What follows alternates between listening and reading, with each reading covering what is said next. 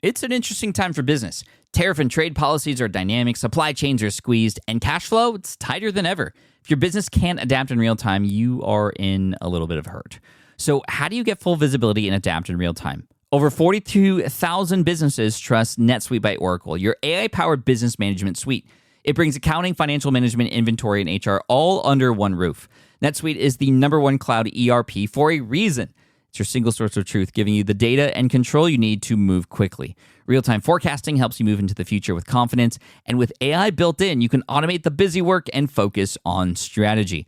NetSuite helps you see what's stuck, what it's costing you, and how to pivot fast. If I were running a business with a lot of moving parts, I'd use NetSuite for full control over everything. Tame the chaos with NetSuite. If your revenues are at least in the 7 figures, download the free ebook, Navigating Global Trade, 3 Insights for Leaders at netsuite.com/SPI. That's netsuite.com/SPI. You spent months building towards launch day, but when the clock hits 0, your site crashes. Bots swarm, and loyal fans rage on Reddit. That's not good. Fanfare was built to stop that. Fanfare is the drop platform made for high-pressure moments, stampede-proof infrastructure, verified waitlists, and bot filters that actually work. Instead of refunds and rage, you get retention and revenue. And that sounds great to me. Your next launch shouldn't be a gamble. Get Fanfare's 5-step hype drop playbook and learn how to bulletproof your drop at fanfare.io/playbook. Again, that's fanfare.io/playbook. Hey, I get it. You've worked really hard to build up your business, and it's doing great. So great that you need help now. The most important thing for your business is to hire the right people to support it. So how can you find amazing candidates quickly? Easy. Just use Indeed. When it comes to hiring, Indeed is all you need. Stop struggling to get your job post seen on other job sites. Indeed Sponsored Jobs helps you stand out and hire fast. And with Sponsored Jobs, your post jumps to the top of the page for your relevant candidates, so you can reach the people you want faster. And it makes a huge difference. According to Indeed data, Sponsored Jobs posted directly on Indeed have 45% more applicants than non-sponsored jobs. And it's one of the largest databases of job seekers, too, giving business owners access to a wide range of candidates. And one of the things I love most about Indeed is the job alerts feature. I get notified when new candidates apply. There's no need to wait any longer. Speed up your hiring right now with Indeed. And listeners of this show will get $75 sponsored job credit to get your jobs more visibility at Indeed.com/smartpassive. Just go to Indeed.com/smartpassive right now and support our show by saying you heard about Indeed on this podcast. Indeed.com/smartpassive. Terms and conditions apply. Hiring Indeed is all you need. It is here. It is finally here. My brand new book, Superfans, is now available. And just for you in this episode, I want to play 2 chapters from this book, Chapter 6 and Chapter 11. These are clips from the audiobook, actually, and obviously a part of the book. And if you'd like to get the book, that's awesome. You can get it on Amazon and other places, Target, Barnes & Noble, or you can just go to yoursuperfans.com directly right now. But either way, I just want to play these for you. What this book is about is helping you take these people who find you for the first time and turn them into lifelong fans, super fans, lifelong returning customers, people who are going to praise about you and your brand and your message and bring new people in that'll help grow your brand. Because you know what? Too many businesses right now, too many entrepreneurs, especially starters who are just getting advice from other people. You're focusing so much on those things that are fun to think about, right? Traffic and SEO, search engine optimization, paying for ads and getting brand new exposure, getting new people into your brand. But even if you have one person in your brand who has followed you, who has subscribed to you, who has found you, you need to figure out, well, how are you going to take these people on a journey? How are you going to create those magical moments that are going to turn them from first-time visitors to lifelong fans? Let's talk about it. Here are 2 chapters from my book, Superfans, now available at yoursuperfans.com. This is session 384 of the Smart Passive Income Podcast. I'm the author, Pat Flynn, here to help you make more money, save more time, and help more people too. Let's play Chapter 6 right after the intro. Welcome to the Smart Passive Income Podcast, where it's all about working hard now so you can sit back and reap the benefits later. And now your host. He's kind of addicted to hot sauce. Pat Flynn. While DIY website tools are everywhere, most fall short on design and performance. Hit publish. Framer ships your site worldwide in seconds. No code, no compromises. Framer is a powerful, user-friendly platform that delivers developer-level results without writing a single line of code. Make your designs move and convert with Framer. Framer brings your site to life with powerful animations, dynamic content handling, and a design-first approach that helps your site stand out. Framer is the design-first, no-code website builder that lets anyone ship a production-ready site in minutes. Browse hundreds of pixel-perfect templates or even design something of your own on a totally blank canvas. Add bold animations like appear effects, text effects, scroll and looping animations, and much more in seconds. And it's free to start. The built-in AI handles the heavy lifting of generating starter layouts and can even translate your entire site to any language. On the back end, you'll get responsive breakpoints, built-in hosting, a flexible CMS, and privacy-friendly analytics. Ready to build a site that looks hand-coded without hiring a developer? Launch your site for free at framer.com and use code SPI to get your first month of pro on the house. That's framer.com, promo code SPI. Framer.com, promo code SPI. Rules and restrictions may apply. Do you know the secret to businesses that are scaling faster than ever?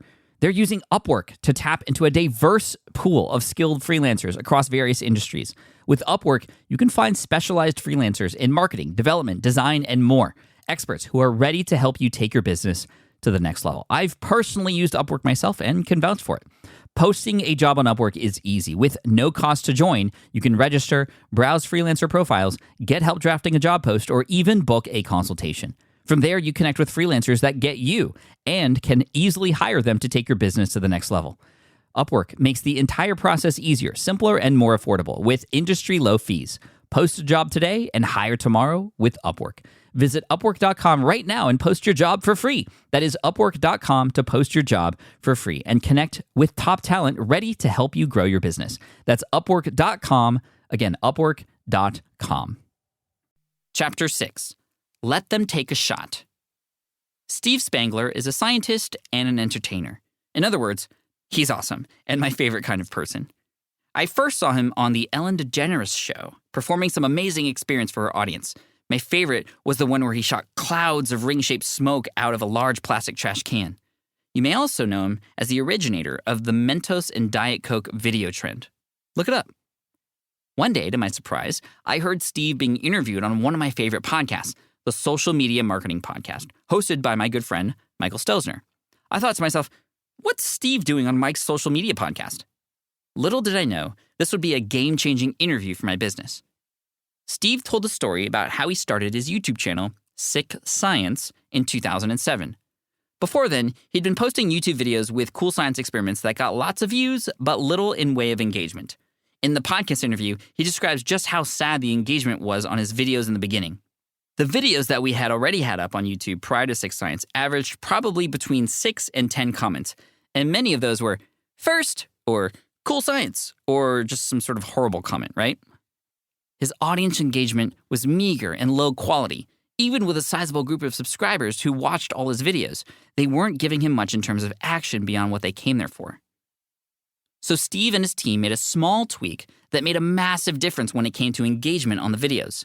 Instead of revealing how the science worked, they added a question to the end of the video description that invited people to explain how they thought their experiment worked. Here's how Steve describes this shift. The question at the end is what made the huge change for YouTube, and that is, in the comments below, tell us how you think this works. Ba-boom, that's it. Can you guess what happened next? Engagement went through the roof. Simply by asking for the answer, the science behind the experiments he was showing, he gave more power to his audience to step up and participate. He let them shoot their shot, and boy did they shoot. Here's another quote from Steve. As soon as we put up Sick Science, I believe that first video that we put up had 850 comments. And 850 engaging comments where people were saying the reason the egg went in the bottle was because of this, and they would lay out how that works. The strategy worked like gangbusters.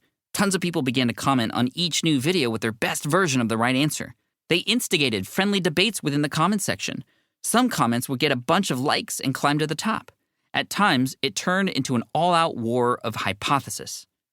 All this engagement was a game-changer for Steve and Sick Science. Here's Steve again on what it did for him and his channel. And it was truly that level of engagement, not the number of hits, that got YouTube's attention that ultimately led to the offer we were given to be one of the 100 funded channels.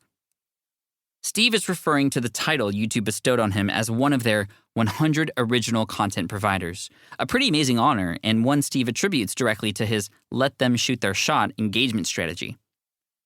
Big crowds draw people in. When you see a crowd of people hovering around something, your natural instinct is to find out what's grabbing their attention. And you can use this instinct to engage your audience, create a crowd, and get people to look your way and join in. People will come back to continue conversations they've started with each other. Once they're in, and they're going to want to keep those conversations going, especially if they're getting notifications every time someone replies to a thread. And with social media platforms rewarding engagement, you're going to see more people discovering your content and interacting with it as a result. The crux of this strategy is to ask your audience for an answer, even if you already know it yourself. Now, you might be worried that by asking for an answer, it may seem like you don't know the answer yourself. That's not true. You're simply allowing your audience to talk amongst each other, which you may find to be valuable, not just for reasons above, but because, guess what, your audience likely knows a thing or two.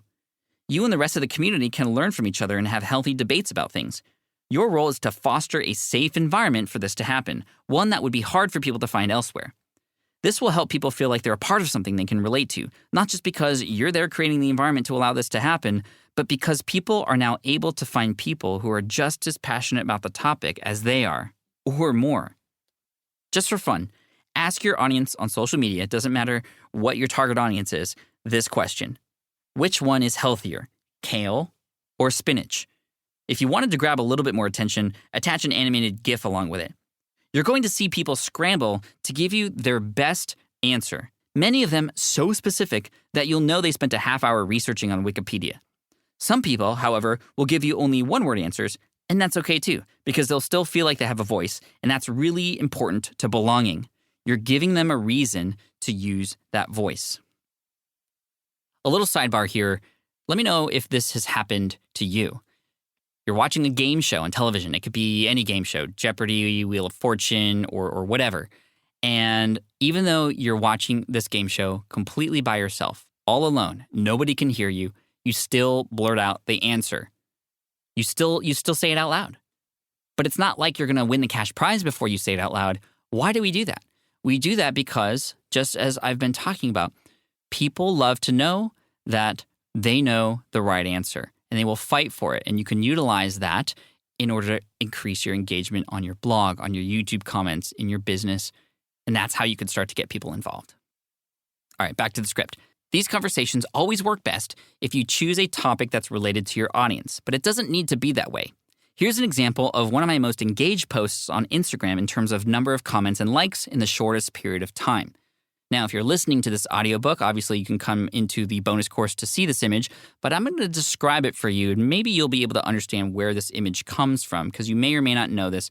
However, like I said, this was one of the most engaged Instagram posts because I didn't tell people where this came from. I asked. I literally say, do you know where I am right now?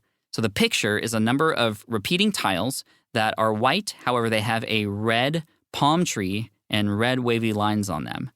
And if you don't know what that is, then probably you've never been to an In-N-Out burger. But even though that's not in the In-N-Out burger logo, it's very iconic in terms of the decor at those restaurants.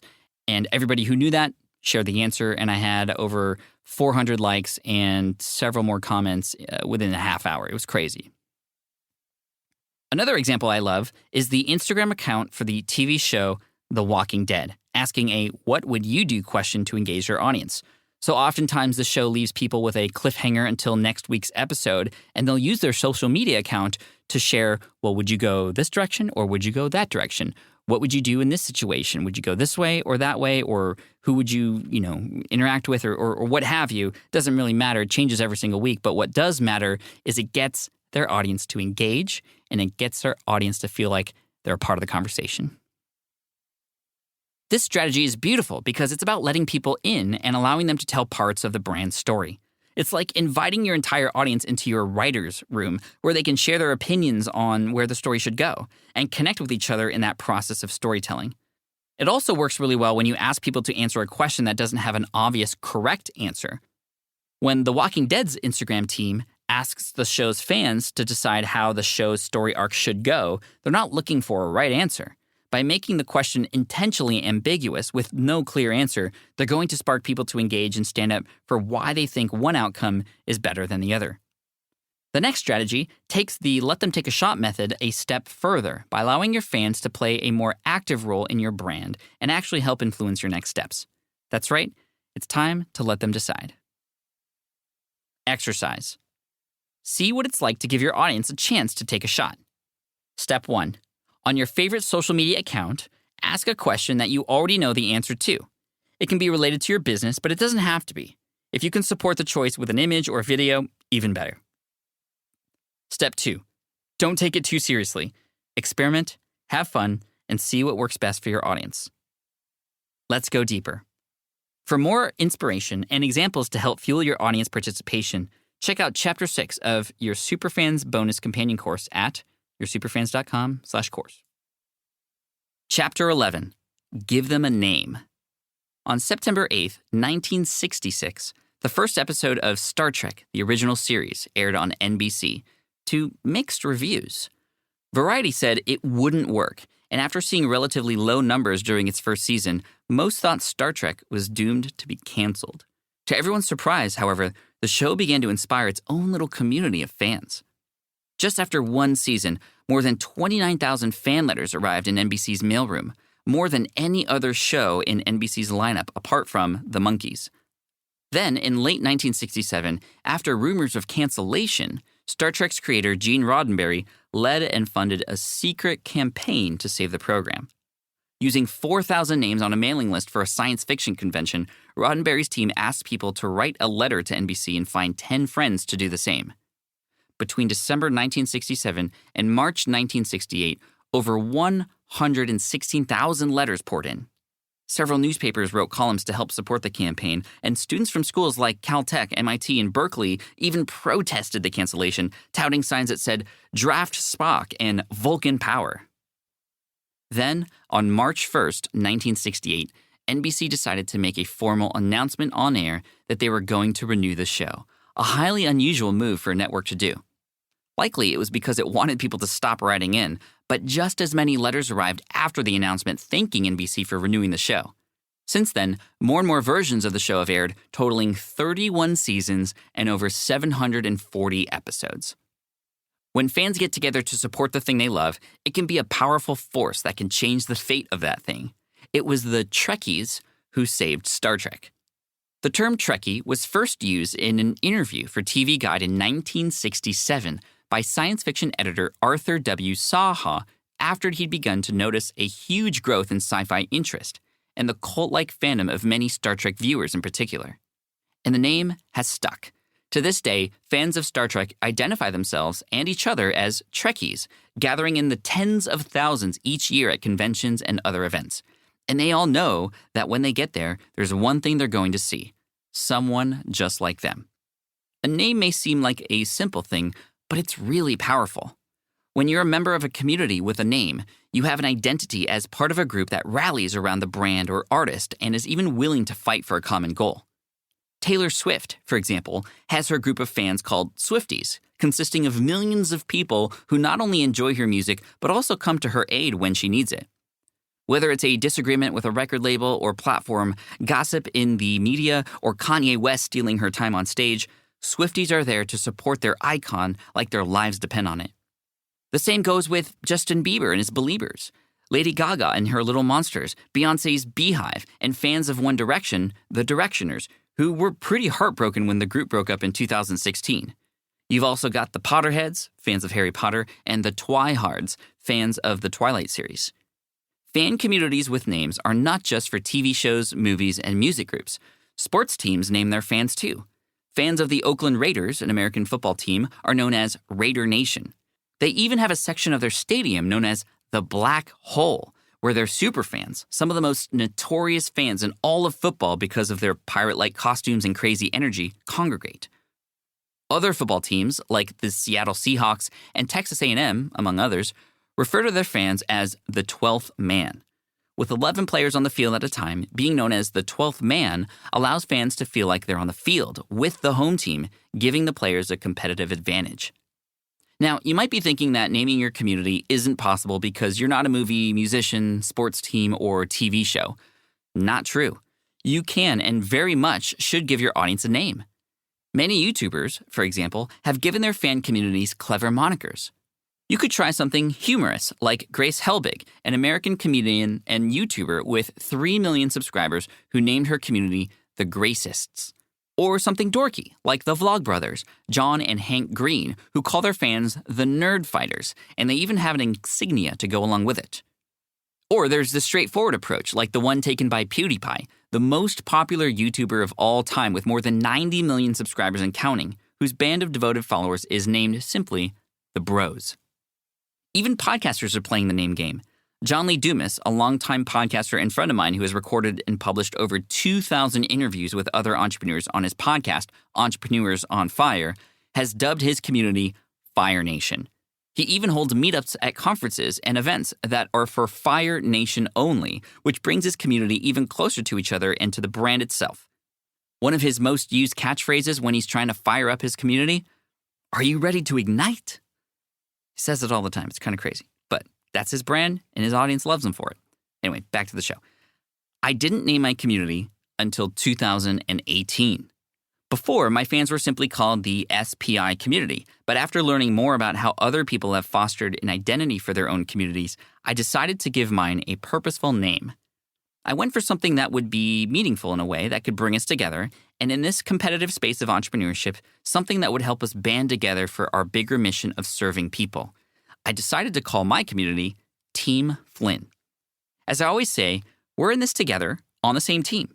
I may be the team captain, the one with the most experience who you can trust, but sometimes I'm going to pass you the ball and give you a chance to score. Since adopting Team Flynn into the language I use with my community, I've started getting tons of comments, especially on YouTube, from people who are always thankful for being part of the team. As many of these commenters say, Team Flynn for the win. I highly recommend giving your community a name. It's a great way to strengthen the identity of your fan base and give people something to rally around. Sometimes people will come up with a name on their own, but there's a really good chance you'll have to be the one to establish a name and use it until it becomes second nature for everyone. A community that has a name has no excuse not to get together in a close-knit setting. Our next strategy is all about using the humble but oh-so-effective meetup to bring people into the same room, where they can form stronger connections with you and each other. Quick sidebar before we get into the exercise and into the next chapter for those of you listening to the audiobook. And again, I hope you're enjoying these little sidebars here, but these things come to mind as I'm recording in the studio, which is kind of fun. If you're just starting out and you think that a name alone will bring your community together, that's not going to work. But with even a small people, you can start giving them a name and have the audience and the community grow from there. But much more important than the name, obviously, is what the community does together. What is the mission? What's the value? What can people expect when they're there? Everything else that we're talking about in this book will help with that. So you can't just pick this strategy alone, the naming strategy, and expect it to work for you. This has to be used in combination with many of the other strategies to allow for this community to grow and for you to foster it. All right, let's get back to it. Exercise. Come up with a name for your community. Step 1. Brainstorm a list of 5 community names. Here are some basic guidelines. The name should be somewhat catchy and memorable, capture the spirit of you and your brand, embody the community feeling that you want your audience to associate with you and with each other, be original enough to not be confused with other names. Step 2. Narrow your list of names to the best one.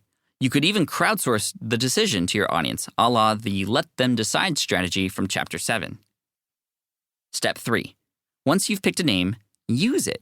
Stick with it for a while and you'll begin to see people be associated with it. Hopefully, over time, your people will begin to relate to each other as a member of your named community too. Step 4. Once the name is stuck, consider creating swag or other things that show off the name, like t-shirts, stickers, or tote bags. These things help people feel like they're a part of a community with a shared identity. And step 5, if you like, come up with a related phrase or saying to go along with the name, like my Team Flynn for the win or John Lee Dumas's Are You Ready to Ignite? It could sound corny, so think ahead and ask yourself if it's something you really want people saying all the time, because they will. Team Flynn, thank you so much for listening to Chapter 6 and Chapter 11 a double chapter bonus here on episode 384 to commemorate and welcome the brand new book, Superfans, which I've been working on for quite a while. And I just want to thank you all for the support. This is a big week. We've already had a ton of people pre-order it, and it's climbing the rankings on Amazon. And we'll see. We'll see if it hits one of those lists, right? Just like Will It Fly did back in 2016. But either way, even if it doesn't, I'm so thankful for all of your support. And I want you to pick up the book, and I want you to read the dedication because you are in it. Yes, you, the fan. Thank you so much, Team Flynn. I appreciate you so, so much. To get the book, go to yoursuperfans.com. The Kindle version will be there, the paperback version, which I would highly recommend. We spent a lot of time on the design of it. It's beautiful. It's something that you could perhaps put up next to your desk to remind you to always build for those superfan moments. I gave you a couple examples here. The book is chock full of these kinds of strategies, one-off strategies that you can use to truly help you turn that first-time viewer, that first-time listener, that first-time person who comes across you into somebody who will continually come back. But not only that, they'll be repeat customers, praise your brand like it's their job, and buy everything that you come out with. This one's for you. Cheers, thanks so much, and Team Flynn for the win. Woo! Thanks for listening to the Smart Passive Income Podcast at www.smartpassiveincome.com.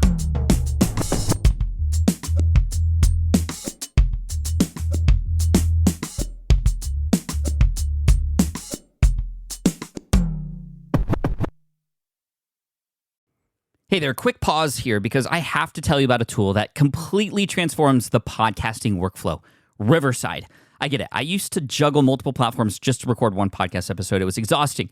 Zoom for recording, Audacity for editing, and then a bunch of different apps just to create clips and social posts. I've tried other ones as well. They were okay, but they were clunky and super time-consuming. That's where Riverside has massively helped. I can do it all in one place, recording, editing, repurposing, one platform, one streamlined flow. I just log in, record with my guests no matter where they are in the world, and just like that, studio-quality audio and high-resolution video all in one. And get this, even if your Wi-Fi glitches, Riverside records locally on your device so everything sounds and looks crystal clear. But here's my favorite feature, Riverside's AI editing tool. You can remove silences and filler words with just one click, hours saved. With Magic Clips, Riverside also automatically finds the best moments and turns them into ready-to-post videos for YouTube Shorts, TikTok, Instagram, all without the extra editing. So if you're looking to level up your production quality and simplify your workflow, go to smartpassiveincome.com/Riverside and use code SMART to get 1 month free on the Pro plan. That's smartpassiveincome.com/Riverside, promo code SMART. It's built by creators for creators, and I think you're going to love it. More people dream about building their own business and being their own boss rather than retiring early.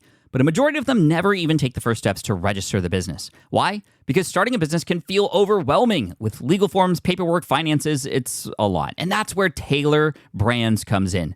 Taylor is a complete business builder designed to make launching your business simple and stress-free. You can register your LLC in just minutes, keeping your personal and business assets separate from day one. And from there, you can get access to everything you need to get off the ground, from legal documents, licenses and permits, invoicing and bookkeeping tools, and even a 100-day business coaching program to help you hit the ground running. You'll also get a free personalized business plan, branding tools, and so much more. And of course, our listeners get an exclusive 35% discount to get started. Just head to taylorbrands.com/SPI. That's TAILORBRANDS.com/SPI. Stop dreaming, start building with Taylor Brands.